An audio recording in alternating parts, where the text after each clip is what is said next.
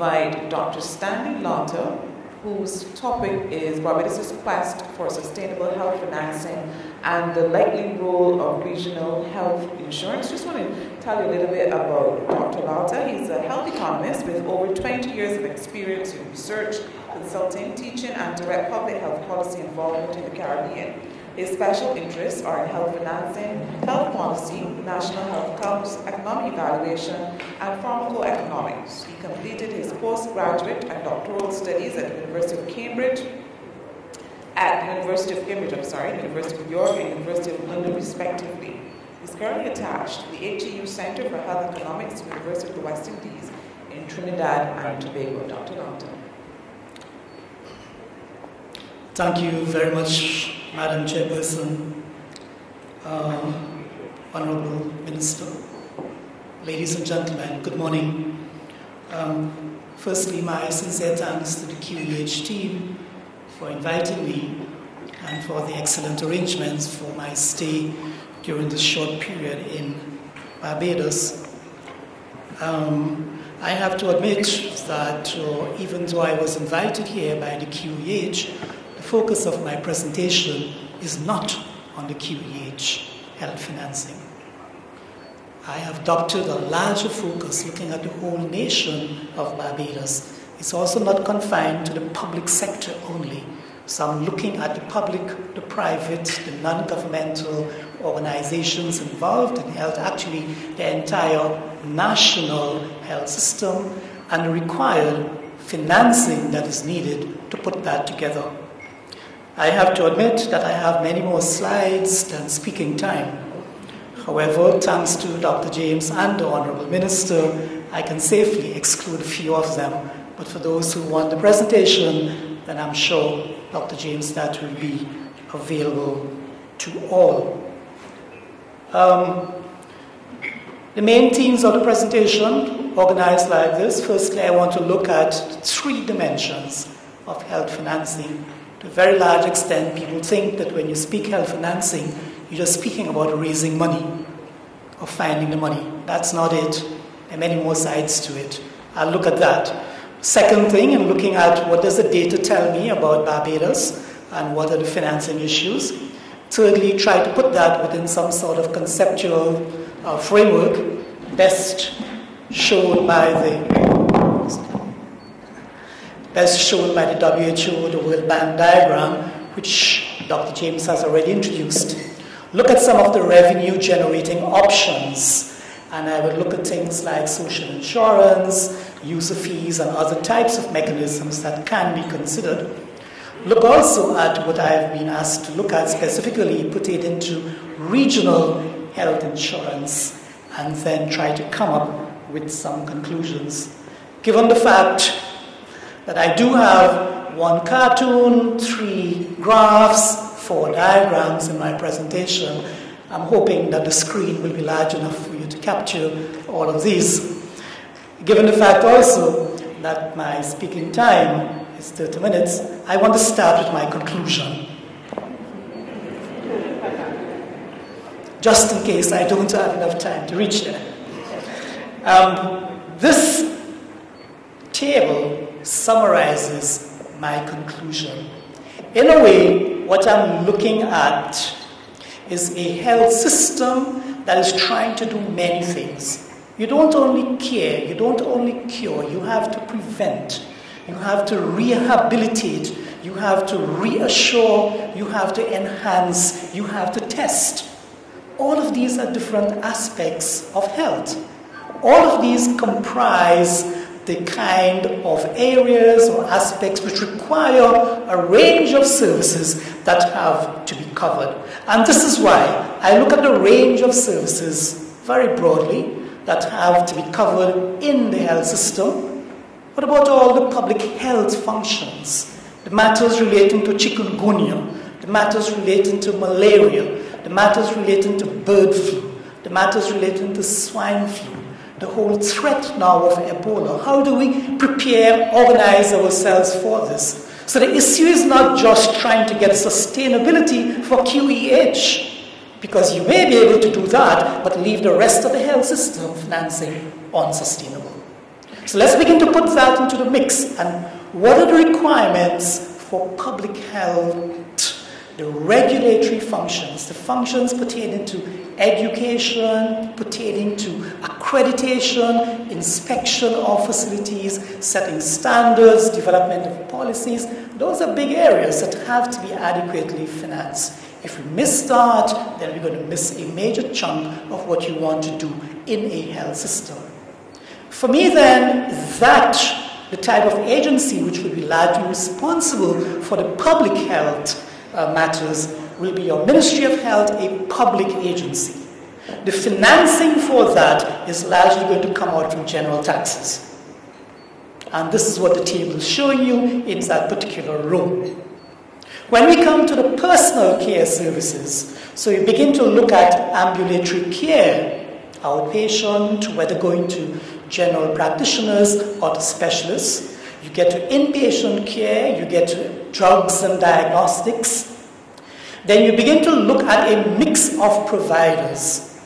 Not just the public sector, but you also need to have the private sector into that mix. Because quite frankly, when you begin to look at it, health is too broad, too diverse, too changing, too choice-driven for you to only have a public sector and with a tax system trying to relate to the financing.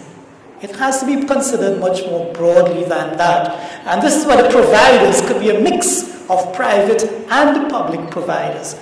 The different types of financing mechanisms you're looking at, some of it will come from taxes, but some of it will also have to come from insurance modalities. Whether it is private insurance, social insurance, probably regional health insurance. And maybe to an extent, you also want to bring in the role of your non-governmental organizations. When you begin to look at, for example, long-term care, the minister has mentioned that, geriatric care, also rehabilitative care. Again, you're looking at the best way of providing that is not trying to have the public sector do all of it.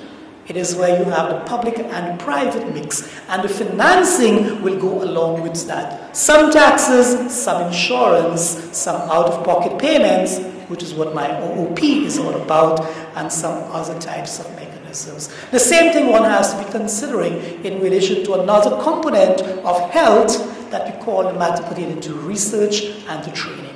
How best to fund that? Not all from the public sector. So you need to get other agencies, other providers, other sources of financing into the mix. And in a way, if I don't reach there, then this is what my conclusion is going to be. That for health financing to be sustainable, you cannot have a single monolithic system.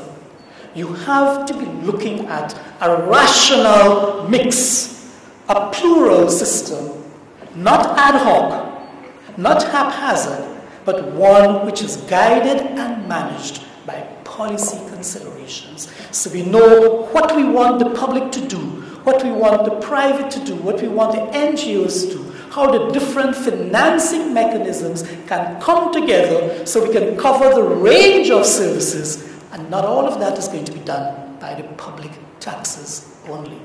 That's what we're looking at in sustainable national financing, as against just public financing or QEH financing. I can pause there now. I mentioned the three dimensions of health financing. It's not just raising the money by taxes or social insurance. You can do that, but who is managing the money? If they are not doing a good job, you are going to have a problem.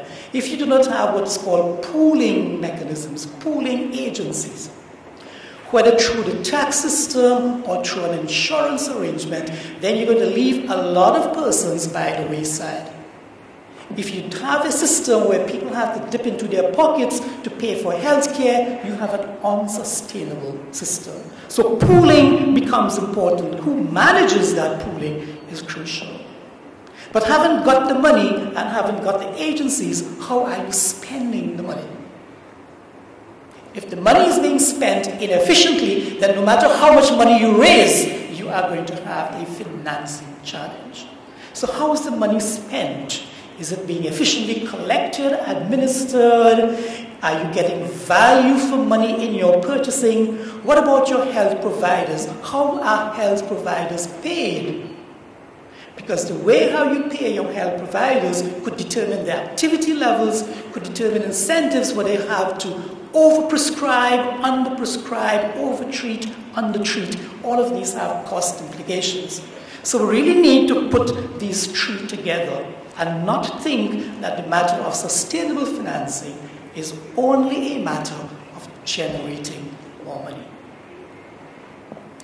Barbados data, Dr. James has pointed to some of this. I managed to get from the WHO, from the World Bank, some of the information, generally compared to the other Caribbean countries, except for the Bahamas. Barbados is at the very high end. You're a high spender. You also get good value for money because life expectancy, infant mortality, maternal mortality rates are very good compared to other countries, but you do spend a lot. Approximately $1,000 US per capita per year. Okay? This was $600 approximately in 2000. In 2011, 2012, it's 1,000. There has been that climb which we have to take note of. Financing in Barbados is dominated by the public sector. There's a private sector, private insurance, out-of-pocket payments, but largely the public sector is footing 66% of the bill. Out-of-pocket spending, despite the presence of private insurance, people still have to dig deep into their pockets to pay for health care, either through co-payments or just through visiting health facilities in the private sector or elsewhere and having to pay. That's about 25%. And on top of all of this, Barbados gets very little money from external sources. So you can't think about that as a likely source to fund your system. Looking at the data again, I notice there are issues sometimes with the timeliness of care. Care may be available, but is it always timely? And if it is not done on time, does it lead to complications which lead to other major costs later on? So in a way, there's still some unmet needs. Are there what I call avoidable inequities? Are there some social groups, for example, which are systematically disadvantaged in trying to get access to care, and therefore you have unmet. Lastly, the whole matter of rising costs. So see, these are some of the challenges, these are some of the issues which provide the basis for trying to understand why do we need a more sustainable and equitable financing system. My cartoons, sometimes people like to think that, between the low income and the high income persons, there's very little gap, for example, but it depends upon what you're trying to measure and who is doing the measurement. As I said, you may have some groups who are systematically disadvantaged. They may have access to care, but if it comes at a price that you think may be affordable, also consider that these groups may also have to make some unacceptable trade-offs in their spending. Do they have to cut back on food? Do they have to cut back on education? Do they have to cut back on paying the rent? Do they have to cut back on purchasing other goods and services which can enhance health? That's the kind of trade-off you have to consider at the same time when you begin to look at this. Dr. James introduced this diagram. I wouldn't spend too much time on that. We just try to conceptualize that what you want to do with financing is to try to get everyone involved, coverage for all, which is what we call universal, coverage for your essential package, which has to be defined and done in a way that you can cover the cost but not impose huge burdens or catastrophic burdens on individuals. Again, another way of trying to do the same thing, which tells you what is the best way to try to organize your financing. Organize it on the basis of ability to pay, not on risk. Because if you organize your health financing system where people have to pay according to their risk levels, you're going to have a very inequitable system, which is what this diagram is trying to show. And this one, which Dr. James described, but which I've just put in a graphical format, shows you over time this increasing demand on the cost for services on the one hand, and on the other hand, the fact that your availability of resources not keeping pace with that, so you're going to have this growing gap. So, what are some of the revenue-generating measures, options which the system as a whole might want to consider? Well, you have the public sources through the taxes, and you have examples of countries like what is done in the United Kingdom, Canada, most Caribbean countries. You have another public compulsory arrangement, which is what we call social and national health insurance, like what you have in Germany, France, Japan, Latin America, and recently introduced the mandatory plan that is being called Obamacare. Very interesting, one which follows neither of these two is an example out of Singapore that is called a medical savings account. Medical savings account, a dedicated health savings account. You put money into a health account, it builds and grows. If you use up the money too very quickly and the money reduces, you have to borrow from somebody else's account. All right? But it is your health account. Very much, for example, that one might have an education savings account that you begin to put money inside of there for education bills. This is a very private, household-oriented type of account, because if the person who's contributing dies, then the money goes to the rest of the family. So there's that sort of sustainability.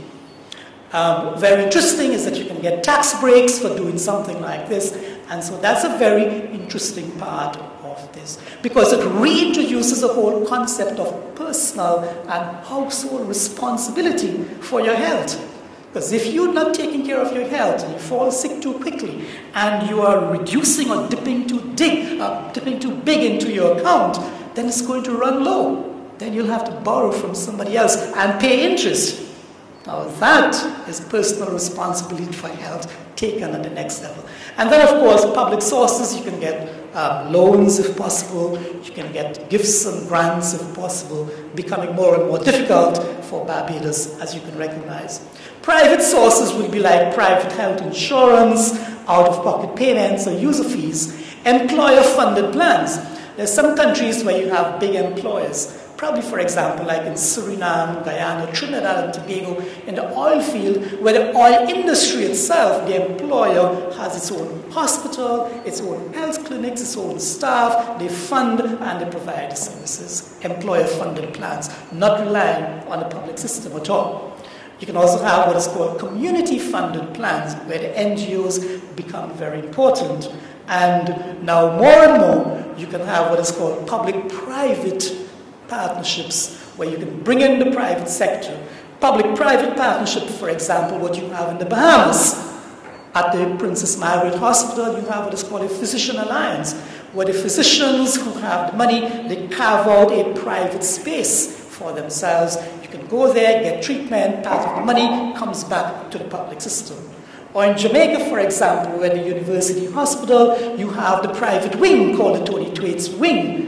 All right, again, where you have a public-private mix. Or like in the Turks and Caicos or in Anguilla, where the private sector got into the act, built the hospitals for the country, managing the hospitals, and there's a type of fee which has to be paid for this. All of these are parts of what you call public-private interaction, where you can begin to look at revenue-generating options. I'm not going to go through all of these. That's too much, but I will pick and choose from there. Just to indicate, it's not as clear as it should be, but there are really, globally, two main sources of money for funding a national health system. Firstly, those which are based on taxes, and secondly, those which are based on social health insurance. You can't rely on out-of-pocket payments, you can't rely on private insurance to run a national health system. Countries which have your tax-funded system will be, as I said, like the UK, Sweden, Denmark, Canada, and so countries which have your social insurance programs like Germany, France, Japan, Costa Rica, some Caribbean countries, for example. And in a way, I looked at the Caribbean countries to see where do they lie. Some which are dominated by tax funding, Anguilla, Barbados, Belize, Dominica, for example. Some where you do have social health insurance being more dominant, Aruba, Bermuda, Cayman Islands, Curacao, for example. And some where you do have a hybrid in that no one sort of mechanism is going to dominate, for example, in Antigua, Bahamas, Trinidad, and Tobago. As I indicated, I can't speak about all of the different revenue-generated mechanisms, so I just want to focus on two of them. The tax mechanism, I think Barbados is very familiar with that. The private insurance, I think Barbados is also very familiar with that. Let's take a closer look at the social health insurance, what is sometimes called national health insurance. Should we have an NHI for Barbados? Well, to do that, there's some things you need to get right. What is it you're trying to do? Bring a totally new system, or it is going to supplement existing system? Let's be clear about that. How are you going to manage it? A new agency, or are you going to pass the law like what is done with Obamacare and leave it to private agencies to manage the plan? But the law specifies it is mandatory to become a member.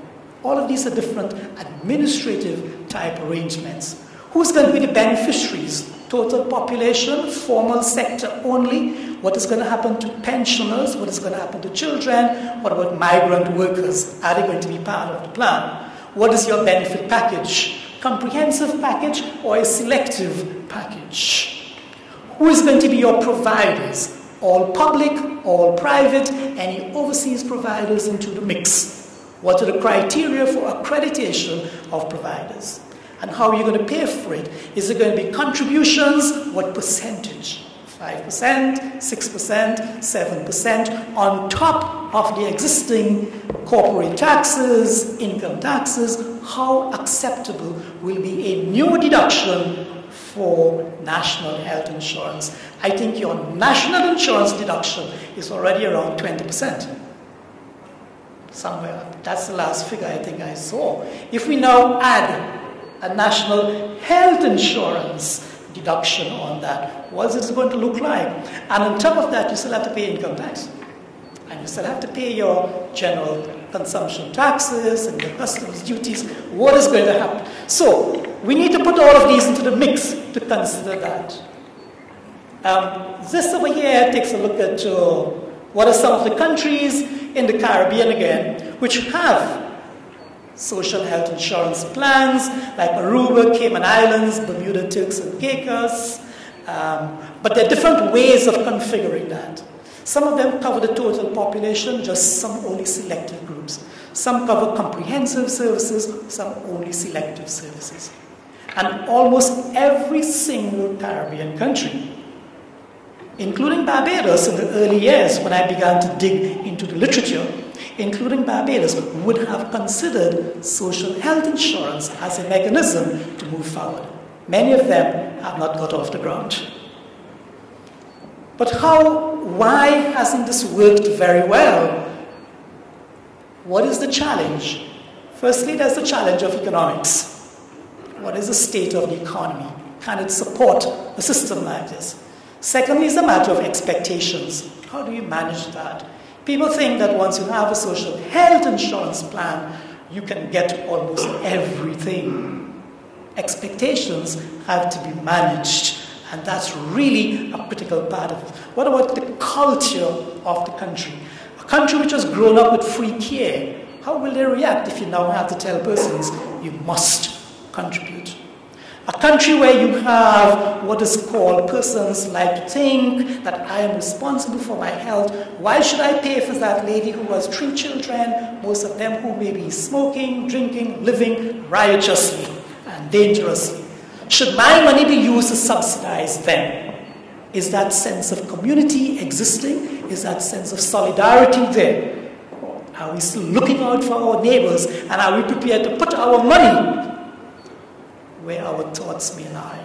That is the matter of solidarity. Culture has to come into the picture. My impression, one of the reasons why NHI, social insurance, has not got off the ground in many Caribbean countries is because we are much more segmented than we think we are. Thirdly, the whole matter of the culture of public facing the private sector. With national health insurance, money flows where the patient goes. If all the patients choose to go to the private sector, how will the public sector get money? Which minister is going to close down the public facilities? Because you now have to compete for patients. It's not a matter of getting a budget anymore every year. You only get money when you serve patients and when the NHI agency pays you. If you send no bills, you treat no patients, you get no money. Is the public sector prepared to compete for that kind of market space? That's an issue of culture, and also the whole matter of autonomy. Providers, Dr. Chase and his team, pharmacists and all the other physiotherapists and all the other professionals like to have provider autonomy. In a health insurance system, with a social insurance system, there's a reduction in that amount of autonomy. We have to stick to protocols, we have to stick to quality guidelines, we have to have regulations put into you must submit bills in this format, in this way, you must have an IT system, for example. Providers like to think that we must have any autonomy, treat the patient however best we think the patient should be treated. Can't work, because there's an accountability which has to take place. And lastly, the whole matter of confidence. If confidence in the health system is lacking, you cannot have a new financing system like this. But there are also some political imperatives in a way, and I wouldn't want to run away from that because this has been a challenge in almost every other Caribbean country. It's a matter of leadership. Who is going to take the lead? Who is going to be standing up there and make the case and defend and be criticized and be buffeted and take the jamming, as you will? Who is going to do that? And if there are changes of ministers frequently in a health system, who is going to be your spokesperson? Right? That's the kind of thing that you want to begin to look at. Advocacy. Somebody has to move it forward. Somebody has to take it through the stages of consultation. Outside there, where you have to deal with the unions, the medical association, the nurses, for example, employers, insurance companies, income taxpayers, all of these have different perspectives on what they would want, in what they would like to see, in how much they would want to pay. All of these have to be managed, all of these have to be balanced, all of this requires persuasion and consensus. Who is going to do that? Some people like to think that, we must talk. But I have known countries which have been talking about this for 15 years. And they're still trying to convince some stakeholders it is a good thing. And then the last thing about this is, given the sort of cultural aspects that I mentioned, it's a whole process of change management. Who is going to deal with that and move it? This is the only other one I will deal with, the whole matter of user fees, because I think this is coming for some discussion, and really there's a vast difference of opinion as to whether you should have user fees in public facilities or not. Let's be very clear. Already there are user fees in the private sector. It's called co-payments. All right? Already there are fees when you don't have insurance, you go to the private sector, you pay whatever is charged. In the public sector, should we have fees? Well, there are two different viewpoints, and that's what I call those who think there's a role for fees, those who do not think there's a role for fees. On my left, yes, on the left-hand side, I call pathway 1. Let's introduce user fees, but let us also make sure we have a very good exemption system. So those who need to be exempt from fees, we can properly, accurately, consistently target them so they don't get disadvantaged. Let us use the money to improve the availability, the timeliness of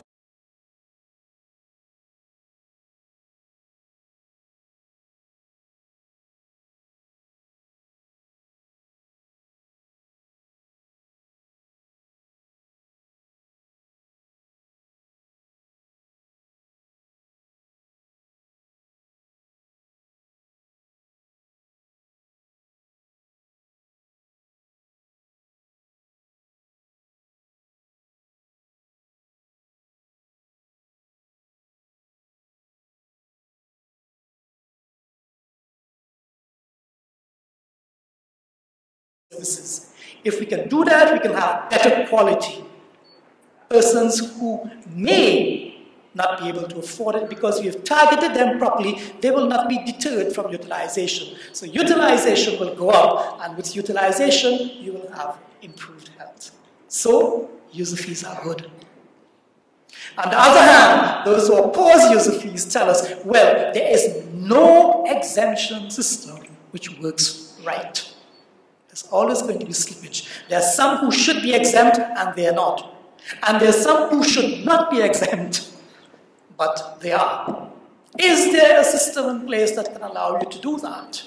Should we leave that assessment to the public officers, the nurses and the doctors, or should that be something done elsewhere in the social system, probably by social services or some other department? So persons come with a card already, and that will allow you the kind of exemption. So there are problems with exemption. Because people may not be exempt, you have to make choices. Should I pay my health bill because there's a user charge, or should I buy food? Should I pay my rent? You have some unacceptable trade-offs that you have to make in your consumption behavior. So that is going to mean access problems. That is going to mean that some people may delay seeking care. Some people may get medication and they may stretch the medication for as long as possible. Some people may get medication and it finishes, so they may want to borrow a neighbor's medication because, for example, they may not have the money to pay for a new supply. These are the kinds of things you want to consider. With these, then utilization will decrease and health will become worse. So there are those on the one side who think user fees can serve a good role, and those on the other side who say, no, no, no, no, let's stay away from user fees. The debate is open. What do you want to do with user fees? Now let's also be very clear. Most other Caribbean countries have user fees. St. Kitts, Dominica, Grenada, St. Vincent, all of them have user fees. And all of them are collecting about 10% of their recurrent expenditure from user fees. So they're not new. They're not new at all. And I'm sure, again, when I began digging deeper into the Barbados literature, from the colonial days even, you had fees in the hospitals, denominated in pence and farthings and the currency at that time. But there were fees which were charged at that point in time. But if we want to get fees right, put something in place, then let's be sure. You can't have fees which are set today and they're fixed in time for 10 years. They have to be indexed. They have to be moving according to medical inflation or whatever. You can't have fees being collected by some facilities and everything else everything goes to the consolidated fund. There's no incentive for you to collect fees. Right? In fact, there are some cases where there's some countries where you collect the fees and it goes to the consolidated fund, and if you are good at collecting fees, your budget for the next year is reduced. There's no incentive to collect fees in that sense. All right, so retention, cascading, primary levels, low fees, secondary and tertiary levels, higher fees. Exemption system, your billing, your admission, your discharge systems must work properly.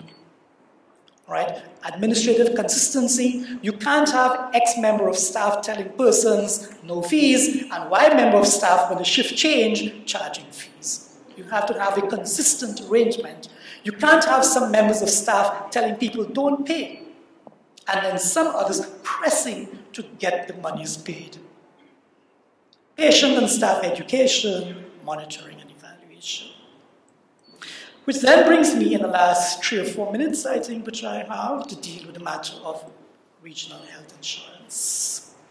There's a study done in 2010, commissioned by the CARICOM Secretariat and the Caribbean Development Bank to look at setting up regional health insurance.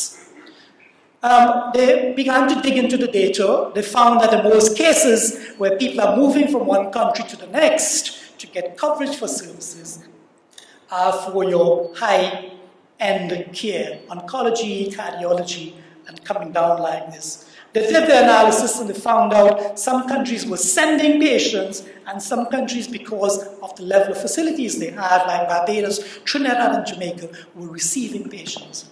But also, there were many other countries outside of the region where patients were being sent to. They were being sent to Cuba. They were being sent, of course, to Miami. They've been sent to Puerto Rico. Now, increasingly, they've been sent to Panama. They've been sent to Colombia, for example. People get sent all over.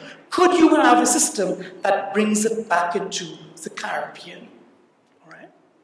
They came up with two different approaches. Do you want to cover everything for everybody? Let's take the 7 million persons living in the Caribbean and treat them as one group, and let us have a health insurance plan for 7 million people.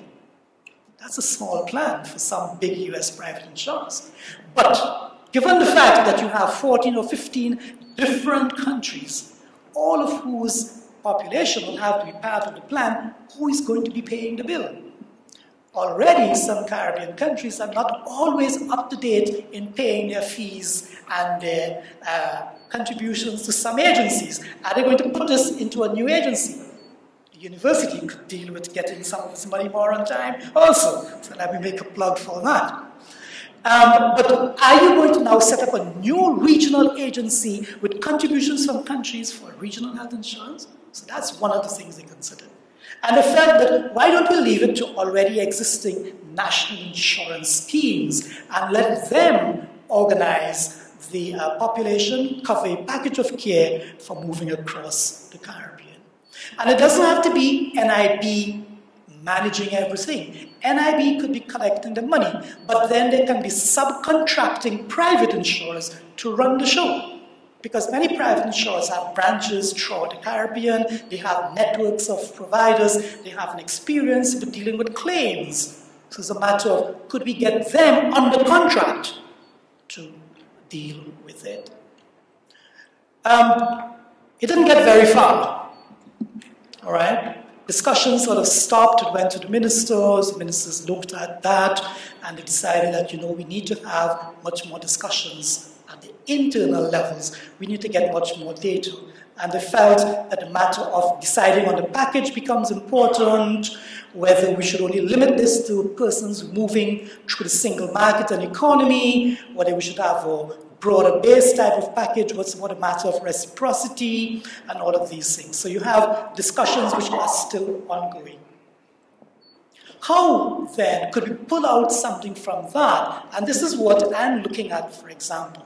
Given the fact that QEH is being seen as a center of excellence for receiving patients, how can we build a regional health insurance system into that, as well as consider QEH in a broader framework, not just in a regional health insurance setting? In other words, then, QEH as a center of excellence for care, whoever may be seeking it. Private insurers, as I indicated, your Sagicor, your Guardian Life, your Nemwil, your Nagico, for example, are all over the Caribbean, and they can offer this kind of package. Let's begin to start with persons who are moving with their skill certificate throughout the Caribbean from one country to the next. Make sure they and their families are covered so that when they seek care at QEH, for example, then that bill will be paid. Secondly, for other patients who are not CSME workers, but who are just patients seeking care in the Caribbean, if they come to the QEH, QEH must be linked to the insurance companies so that that care can be paid for through a private plan. For the QEH to do that, QEH has to consider itself in a broader framework. QEH cannot only see itself as receiving patients. Center of excellence has to be more than that. You don't only want people to come to you. Your skills and expertise also exist in moving your professionals outside there, for which you get paid also. The whole matter of telemedicine then becomes a very crucial part in this. The whole matter of QEH specialists going to other countries and providing services under contract also becomes part of the center of excellence arrangement. The whole matter of QEH offering short-term fellowships for doctors and other professionals from other countries to come and understudy persons at QEH, again for a fee, is part of the whole partnership that you want to develop with some of these countries and some of these institutions. So these are the kinds of things which you might want to consider. How do you integrate a regional health insurance type arrangement for treating patients who come to the QEH along with private insurance to start, because it may be difficult to get all the national governments to agree to a single plan. Sorry. Which then gives me 1 minute to conclude. Do I have that? 1 minute to conclude. Out of all of the discussion then, there's 8 critical things which I just want to put on the table. Firstly, for a national health system, not just the public, not just the hospital, for a health system as a whole, there's so many aspects of health. Prevention, cure, treatment, rehabilitation. Besides, health is too diverse, health is shifting, health is changing. That advances in diagnostics, advances in reproductive health, advances in prosthetics, advances in improving quality of life. Because not everything that you do in health is dealing with a life-threatening condition. Some things are just enhancing quality of life. So you cannot have a single monolithic health financing system. It has to be a rational mix. What you want to do for the system as a whole, you cannot have it based on voluntary behavior. It must be mandatory, it must be compulsory. In the US before Obamacare, it was voluntary. That was very messy.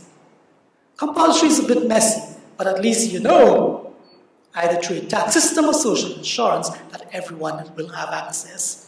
You want to use what is called prepaid as against direct out-of-pocket.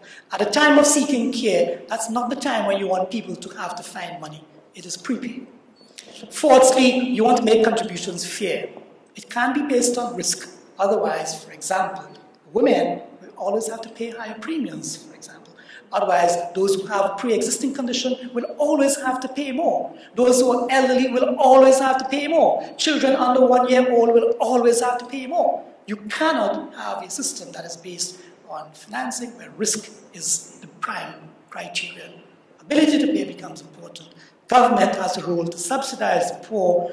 If you want to have a pooling arrangement, it is best to go for a single agency. But if you want to have multiple agencies like private insurers and other insurers, then what you need to do is to make sure there's some sort of risk equalization and transfers like what you have in the German and the Japanese system. Health costs will rise. Some of those costs is inevitable. People get old. That's inevitable, unless we find a way to stop them from getting old. But nobody is legitimately going to do that, so therefore we have to be prepared for dealing with that. Technology and improvements in technology, inevitable. But what are the other things which are avoidable? Can we deal with the inefficiencies which are driving costs, which we can avoid? And we really need to focus on efficiency. The whole matter of we need to be spending wisely rather than widely. And this is particularly so for small countries like ours. Small countries, limited resources, limited pool of skills, for example, high unit cost. With that kind of setting, we cannot afford to be inefficient. So there's a greater burden on small countries to make sure that that efficiency is there. And then, of course, I end as I began. It's how we can begin to reorganize, consider a rational, plural system as against seeking to have a single monolithic system where one agency, whether the government, provides the services as well as finance all the services. Governments cannot do that. Governments should not be doing that. And I think that that essentially is the message which I want to leave with you on Barbados' quest for sustainable health financing. Thank you so much. Thank you, Dr. Stanley Lalta, his presentation on Barbados' quest for sustainable health financing and the likely role of regional health insurance. At this time, we're going to